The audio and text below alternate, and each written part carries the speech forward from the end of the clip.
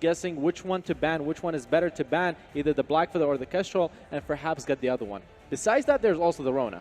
Yeah, I was going to say, if Ace Gaming don't ban the Rona, the best option is to ban away the Kestrel. But Churnwalker is very likely to be coming out here as one of these two bans because it's such a strong pick. You don't want to let that influence the game. Wow. But they are going to ban the Grace. Instead. They just don't think Impunity plays Churnwalker well enough. They gave it over to them in the first game and managed to beat it. So they're showing lack of respect to Impunity's Churnwalker. So here, Impunity's got to take away Rona. They cannot give Ace Rona Ardent because Ace just excelled with that and was able to beat them with that Rona Ardent composition. So I feel like Rona would make the most sense in terms of ban here. Yeah, it's a really difficult spot for Impunity to be in terms of the ban because you have the Rona you just talked about. There's the Kestrel that we know Ace Gaming play exceptionally well. Black Feather is still available too. So there's so many things that they have to worry about. I think Black Feather they can kind of skip for now because if Black Feather were to be picked up by Ace, they could grab themselves the Rona in response. But I think Rona or Kestrel, one of those two, needs to be taken off the board.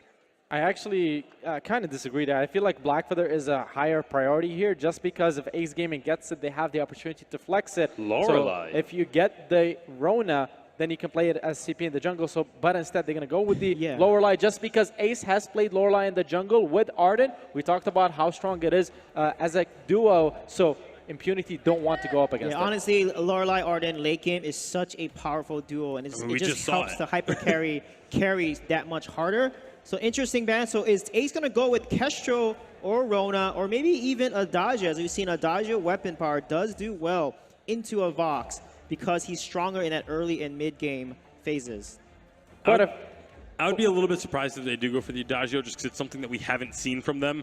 Then they have numerous picks that we know are comfort picks for them. So you got to just stick to what works here, especially when you're on the verge of getting to the finals. Yeah, what I was going to say is quite a few options for Ace Gaming right here. They can either go for the Rona or the Baron, not the Baron, the Black Feather that I was talking about. Instead, they're going to go with the Kestrel, the thing that I had predicted originally. And at this point, it's still a flex pick for them. So they can either put it in the lane as a weapon power Kestrel, put it in the jungle as a CP Kestrel. It can definitely work either way. It's just about what Impunity will drive and how to counter it. I would love Impunity. They have watched NA. They know NA drafts.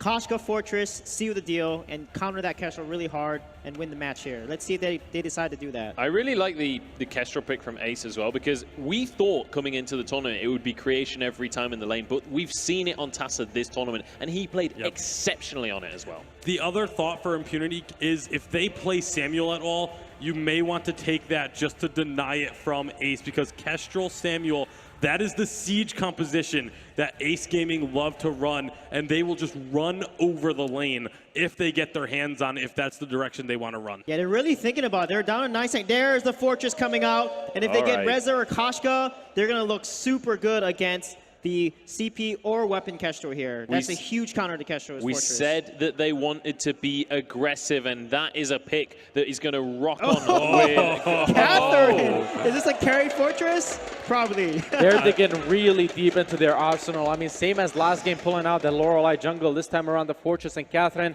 They're putting everything on the line. I mean, they are on the line one more game, and they're out of the run. So for Ace Gaming, they're either going to go for the Black Feather or the Samuel to try and play aggressive, siege down the turrets, play the Kestrel weapon power in lane, and try to snowball against the Fortress before he gets rolling. Either that, or it's going to be really difficult because of the counter matchup between Fortress and Kestrel. And Churnwalker comes out. Wow, this is a crazy draft.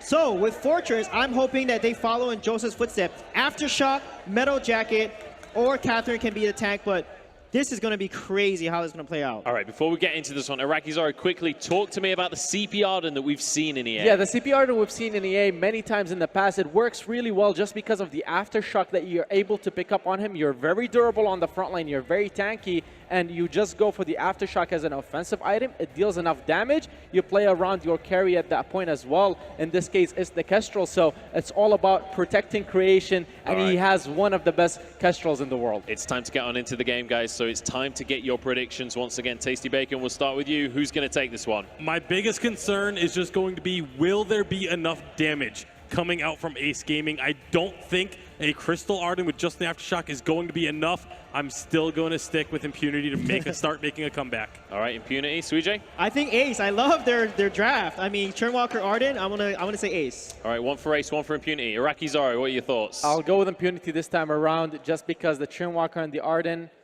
it's iffy for me. All right, we'll see if the comeback can come on true. We'll see how game number 3 is going to pan out for this one. It's time to pass it up to Humanist and Dowsy to get game number 3 underway. That's right, drafts are completed. Game 3 ready to get underway. Very fun picks coming out here and a lot of aggression for Impunity. Welcome to Asia. This is what they do. They take the meta as you know it and they throw it on its head and then they twist it and turn it into a beautiful, beautiful creation. All over the place, we've got so many crazy picks here coming through. Potentially Impunities is something that looks a little bit more familiar, but let's throw it over to Ace Gaming and see what they've got. Tassa just loves this CP art, and it's something that... I mean, who doesn't, really? It's a thing of beauty. It's something that's so strange, and especially in the Western meta, we just are not used to it. We'll have to see how Impunity deal with it. So far, it has had no wins, I believe, this tournament. But if someone is going to make it work, it would be the one who has made it work so many times over in his own region. You hear this crowd back here? Not a biased crowd. Not biased like Tasty Bacon. Underneath this shirt. I don't have anything under there. I'm not going to do that to you guys right now. Apart from a six-pack. You know. Hey, Dowsy, talk to us about the CP Arden, though. I mean, you said this guy can make it work if anybody can. Right. What is the power of this pick? It is a massive brawler in the jungle once you get that Aftershock online. It's a protector for your Kestrel. It is Tassa looking to make sure Creation can make the plays.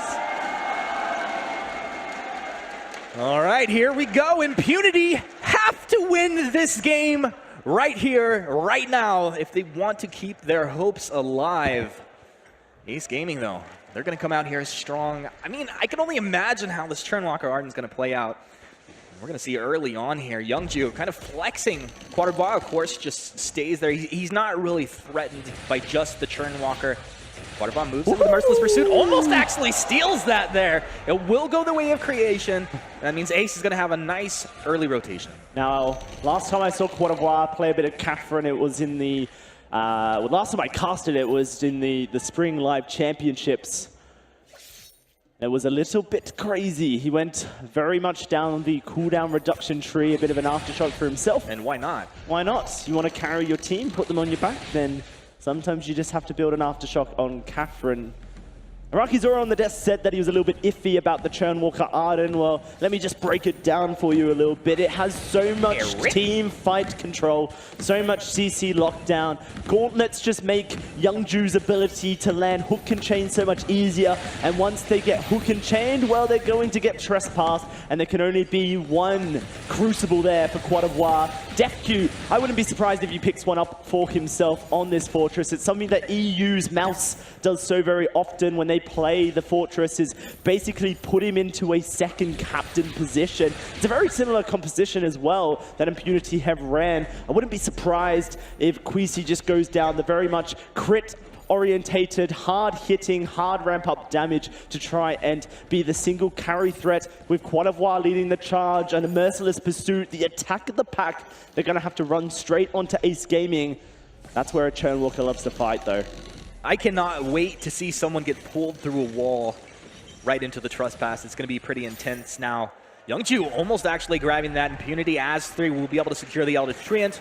Once again, Quasi right back up into the lane. And they're going to allow DefQ to rotate through that jungle. Now, the Fortress, right now, the way he's going to build this, he doesn't really clear that quickly. Right. Does that put them at a disadvantage? Well, neither does CP Arden, so no. Hey. This is the thing that a lot of teams will look to do when there's a Fortress prioritized in the jungle. Pick something up that can essentially punish the slow scaling, slow clearing Fortress who can't really fend for himself as a solo threat. He needs his team around him. He's a utility jungler. But so is CP Arden. So pretty much we got an even battle in the jungle, and by battle I mean a farm fest. It's really going to be action up in the lane where we're going to see these teams start to tear away. And it's just easy last hitting, just getting this farm up here in the lane. Tasa drops down. He's going to start up this Elder Treant as it's just spawned out on the map. Ace should be able to secure this. Pretty easy peasy right here. Looking, oh, actually, where Impunity were going to back. It's very nice, just stay there, to shove the lane forward, and suddenly it's going to be very easy for them to get back out on the map. Yeah, certainly going to just move straight up into the lane. Make sure that turret doesn't go down. Poison Ship prioritized by Queasy. Will we see that Poison Ship breaking point double Tyrant's Monocle build coming out for that hard-hitting, fast-stacking, fast attack speed Vox carry? He's going to have a lot of damage, and so I would suspect that would be the one. Often you can do this against Kestrel as well, because whilst Kestrel's damage is just outright more than yours when she throws those glimmer shots on your face, if you're able to dodge them with a single Zonic Zoom and run at Kestrel, then you can turn the damage onto her, start to really threaten. Quadavois will be a threat with the Merciless Pursuit. DefQ will reveal her with his wolf pack when she goes into her stealth. There's really no hiding for Ace Gaming's creation. Right. And so the battlefield has to be dictated by Tasa and Youngju. Their CC, their ultimate control, will win or lose the game for Ace here. It's something that will be very difficult to coordinate because Impunity's ability to dive the Kestrel is so hard. You see Creation just laying those glimmer shots down in the lane, but that damage being reflected back. This Catherine is actually so incredibly good into this Kestrel pick here. I mean, you talked about all the strengths they have and why this Kestrel will not be as elusive as normal. It's almost like the active camo, just movement speed, will be the greatest utility there. This crowd, man, they have witnessed their region ramp on up into the World Championship. Their champions Impunity, their backs against the wall. A reverse sweep needed to take down Ace. It's a hard task for them, but a composition that they can really execute well. Game 2 must feel like a heartbreak to them, Humanists, based on the fact that they were so close to executing a win, sniped under their noses. But once more, they have a composition that I feel is stronger than Ace. It all comes down to that execution at that point. Tasa doing a good job to hold the lane here. Impunity not getting too aggressive just yet. Kind of off cooldown. Creation just throws out another one shot. Not a huge deal that he throws that out and misses there. And I mean, is your preference, and we see some Kestrels kind of hold that, waiting for kills. Some kind of start fights off, some scout with it. Do you have a preference? I mean, I've seen Creation just not scale it before. Really? And just go straight down, get that overdrive into your A quicker, get the overdrive into your B quicker, because on weapon-powered Kestrel early game, yeah, it does damage, but it's not really going to be your main source of output. He has scaled it, of course, so, you know, it's whatever, but he's not really looking to do too much with it. It's more just a warning shot. If you snipe someone out, you get vision of them. You do a bit of damage to Queasy, then potentially that opens up the ability for Tasa to come in with the gauntlet, execute onto top of him. Now Tasa and Youngju just kind of holding down this brush here, making it hard for Impunity to have free rotations through there, and it's exactly what they want to do. Wow. Torment just playing games with Queasy. And the Vox, one of the best at kind of breaking those chains, but Quadavois, he moves in, they got the stun onto Youngju, but they turn around, Blast Tremor will land, Quadavois stays alive through that. Unbelievable, still holding the fountain, they're gonna move in, Youngju taking a lot of damage, the wait for it comes over the top, but no follow-up. These teams trading blows, one shot connects onto DefQ, and actually nothing comes of it. Yeah, and Fountain has not been used by Quadavois. He's held on to it. Impunity in a really good spot to dive once more, and here they go. They're gonna mark the target, they turn around, DefQ pops the healing flask with the fountain, he will stay alive. Gauntlet comes down, Youngju with the stun stays alive for a second. Quadavois traded 1 for 1. Looks like they want Creation, but with the active camo, he moves back. He's so hard to track down if you don't have that vision or the wolf's out. And I mean, it is countered out. This Kestrel is countered out, but if you could bite around that cooldown, well, DefQ jumps back in! Oh, no! Oh, I can't believe it! They take Tasa down, DefQ pays with his life. But Queasy, he's gonna get a little gold, a little experience. Fights are so even in this early game, and you're seeing that damage coming out of Tasa, immediately looking to go into a clockwork here so that he can have his Gauntlet off cooldown very quickly, his Vanguard off cooldown very quickly. More importantly, that Blood for Blood, it just deals so much damage. If you can chuck that onto Queasy, he's going to really pack a punch. Captain Arden, no more. He's a jungler. He's the daddy of the jungle. And he's looking to beat up... That's a bad choice of words. He's looking to take out Vox here. All right, he's going to do it. All right, so he's going into this Clockwork. Why is this item so good here? I mean, Clockwork is just the premier cooldown reduction item. When you pair it with an Aftershock, it is just so much cooldown. You get it off, everything comes off cooldown very, very quickly. Clockwork allows you to essentially spam abilities. When you spam them, the cooldown goes down. It's just a win-win. Win-win. Coming through, Youngju taking a whole bunch of damage, holding the fountain, showing his patience there. Ace Gaming are very low. Impunity going to make a quick rotation to the gold miner. Very wise of them. Can be stolen away with one shot. You see that Creation is moving into position to snipe that away, and no one's defending against it yet. Blocking it out. Here it comes. Whoa. That actually hit DefQ there? Did. Fortress's hitbox is a little bit wide, and oh dear, is Creation dead? He should be. Healing Flask, but they've got him marked. They chase him down, and Queasy will find another. Now 3-0. As we're 9.5 minutes into this one. Unity have taken the lead, and we know that the crowd are behind them, but they have to continue on this game. They have to take down Ace, who have looked so formidable. First turret does go to them. A 2,000 gold lead now for them. Queasy's been spotted. He's stunned up with the Trespass Gauntlet down. Look at this. This is a double captain comp right here, working pretty well. Queasy doing his best to dance around. Yeah, oh, they actually torment him back. He's taking a lot of damage, but can Queasy stand his ground with Waterball here? Maybe you felt like there's potential that he could actually chase a wild one-shot coming out of Creation there, and nobody able to follow up for the kill. And Queasy's gone down a Sorrow Blade second item. Attack speed from the Poison Shiv with a bit of sustain. That Mortal Wounds to cancel out the barrier, as well as the healing from a fountain.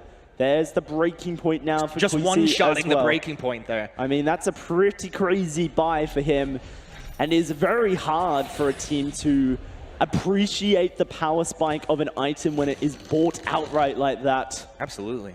Ace Gaming, this next team fight, they have to be cautious.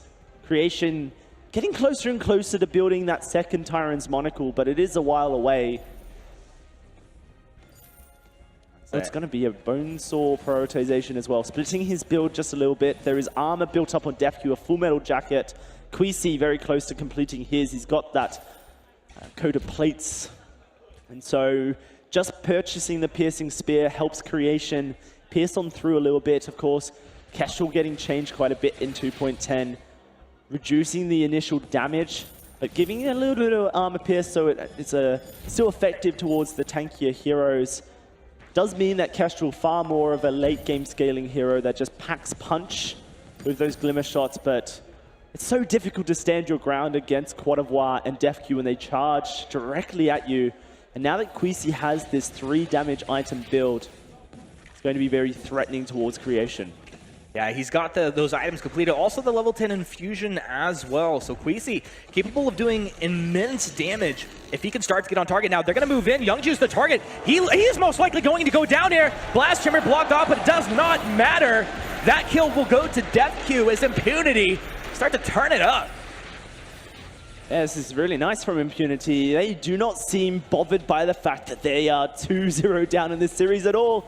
Their World Championship life is on the line, and right now they're looking to bring it to Ace Gaming with a composition that Ace are struggling to deal with. That one shot too late, the immense gold payout, 336 to each member of Impunity, making this gold lead 2,500. And there's that Crucible coming out for DefQ.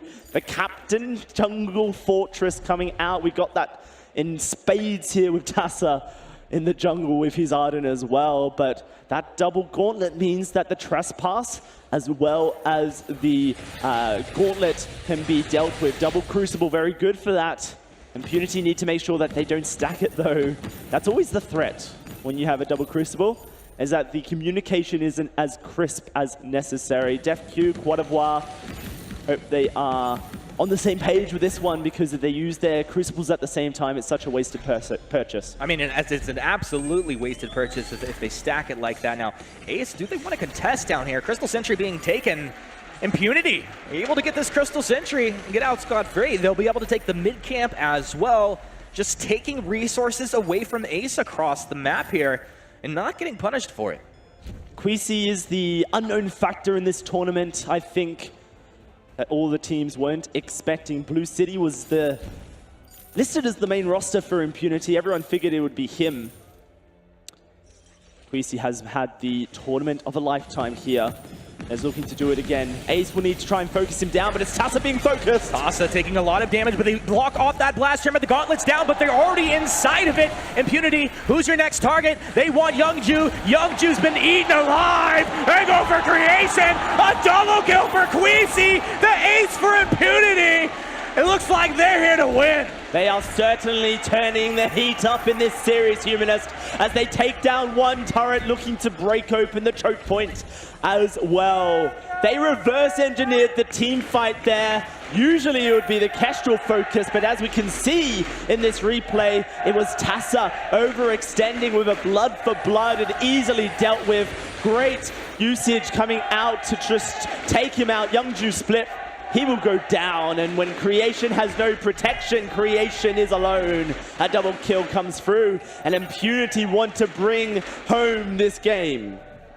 Impunity definitely playing like it, and this net worth lead just continues to grow for them here in such important match for them. Some teams will crumble under the pressure. Impunity have stepped up to the plate. And you have to think that boot camp at the youth institution before the World Championship has really brought together this Singaporean team. They're on the same page. Their mentality is strong. Another gold payout comes through as the Kraken, she's awakened. 7-2 with a massive gold lead. Impunity starting up their potential reverse sweep strong, but they have to bring it home here in game 3. Tassa has that CP infusion out, Gauntlet ready to go. I feel like this Arden cannot allow himself to move to the front line and get locked up. They have the Churn Walker there, Quadraba hanging out. He's going to blast him. Oh, silenced. Off the caught Youngju. Now they're going to go ahead and chase down.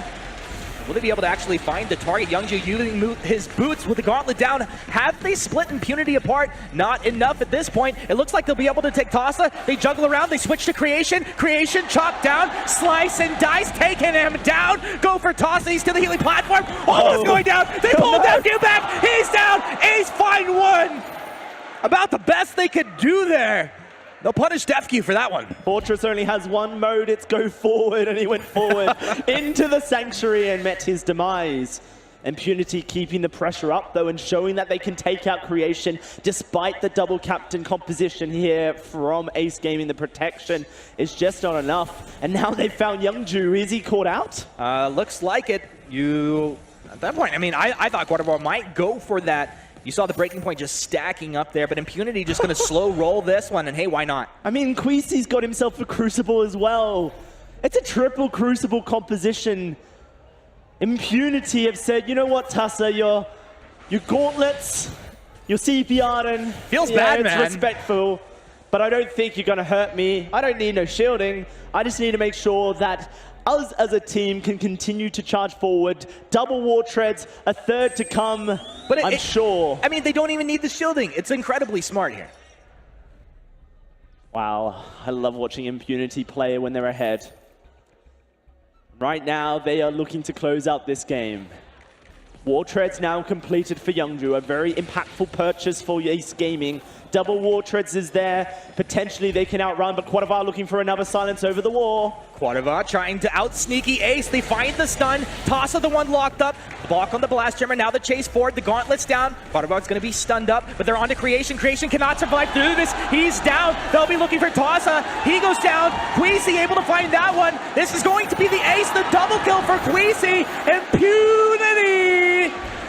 It looks like they're going to be able to take this game 3 here as they move into the base of Ace. Well, they are going to look to push on in. Death timers on Creation, 17 seconds. These turrets not going down as quickly as they want, but they're splitting the focus here. The deaths might just be respawned, but they're onto the Vain Crystal. Looks like they got it. Heroes have respawned, but Impunity have taken down the Vain Crystal. And we'll be going to a game 4. And how about that for Impunity? Coming through with a composition just so perfected into Kestrel. One of the reasons we see Kestrel slipping out of the meta